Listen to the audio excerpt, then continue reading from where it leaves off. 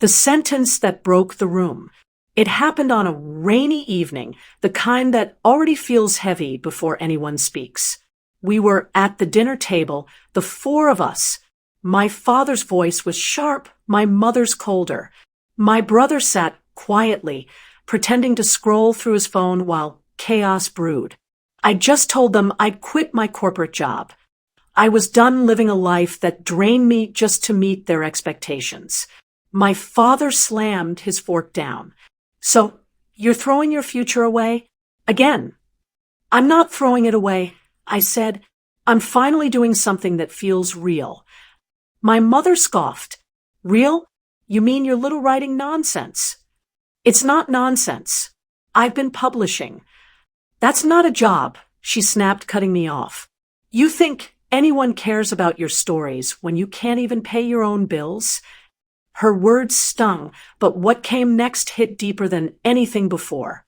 My father leaned back, stared at me, and said, "This family would have been better off without you." The room fell silent. Even my brother stopped pretending to scroll. For a few seconds, I couldn't breathe. It wasn't just anger in his tone, it was conviction. I stood up slowly. My chair scraped against the tile, echoing through the room. Then I'll make sure you never have to worry about me again, I said quietly. I walked out without looking back, grabbing my coat, my keys, and the tiny shred of pride I had left. The rain outside hit my face like needles, but somehow it felt cleaner than the air inside that house. They thought I'd crawl back like always. They thought I needed them to survive. But that night, I made a promise to prove them wrong, not out of hate, but because I refused to let their bitterness define my worth. And that promise would change everything. When I left that night, I didn't have a plan, just a backpack, a half-dead phone, and a heart split between rage and heartbreak. I slept in my car for the first few days, parked behind a small 24-hour diner. The staff must have noticed. One night, the waitress slipped me a free cup of coffee and whispered, "You look like someone starting over." She was right. I found a tiny studio apartment a week later. Cracked walls, leaky faucet, no furniture except for a mattress I bought secondhand. But it was mine. No judgment, no shouting, no cold silences. Just space, quiet, honest space to figure out who I was without them. The first few months were brutal. I worked double shifts at a print shop, then spent nights writing. It started as a way to cope, to dump everything I couldn't say out loud. But then something strange happened. People started reading. One of my short stories about family betrayal went viral online. Comments poured in from strangers who said my words made them feel seen. That's when I realized the pain I'd been trying to bury had power. I started writing every day. Articles, essays, scripts, anything that turned hurt into meaning. Slowly, my nights of exhaustion became days of creation. My follower count grew, my income steadied, and one morning I got an email that made me freeze. "We'd love to publish your first book." I stared at it, remembering every word my parents had said. "This family would have been better off without you." I smiled. Maybe they were right. Maybe without me, their house stayed neat, quiet, and predictable. But out here, away from them, I was finally alive. Months turned into a year. My book came out. It wasn't just a success. It exploded. Podcasts wanted me. News outlets quoted me. The same story they said was worthless became the one everyone wanted to hear. Then one night, my phone rang. My mom's number. I stared at the screen, heart steady. I almost didn't answer, but something told me to. "Hello." She was quiet for a long moment before whispering, "We saw your interview." "Oh," I said. "Did you like it?" "You mentioned us," she said carefully. "Not by name," I replied. But I told the truth. My father's voice came faintly from the background. "You didn't have to make us look like monsters." I exhaled. You didn't have to say I didn't belong. Silence.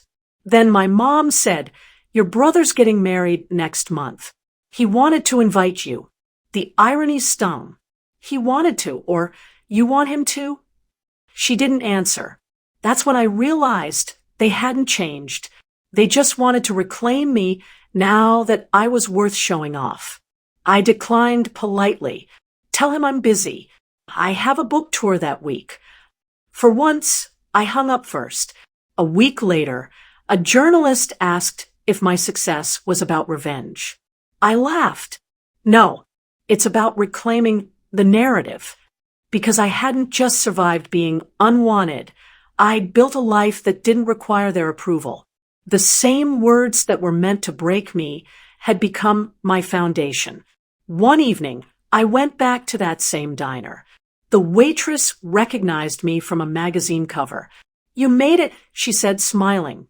Not yet, I told her, but I'm getting there. As I sipped my coffee, I thought about the night I left soaked and shaking. Back then, I thought walking away meant losing everything. But it was the opposite. It was the moment I stopped waiting for love that needed conditions. My parents had said the family would be better off without me. Maybe they were. But the truth was, I was better without them.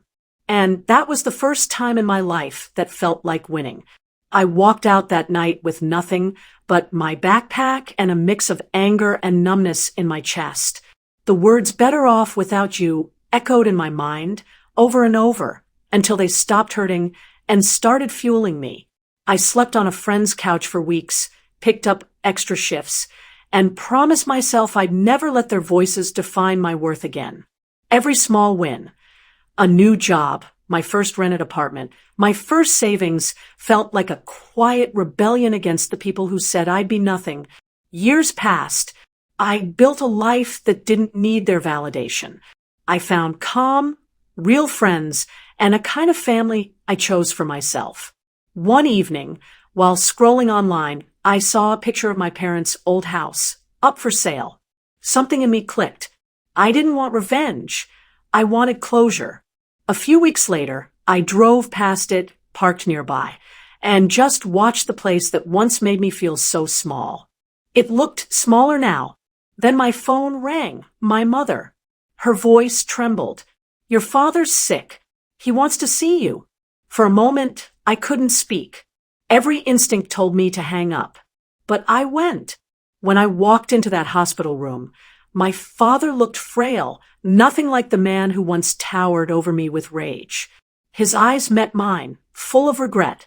I was wrong, he said quietly. I didn't forgive instantly. But I realized I wasn't that broken kid anymore.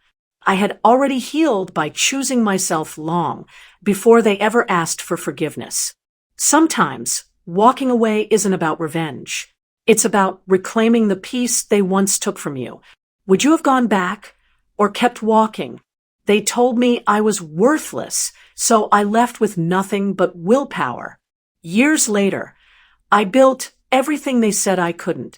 When my father lay in a hospital bed asking for forgiveness, I gave it not for him, but for me. Their cruelty no longer defined me. I'd become stronger than their words ever were.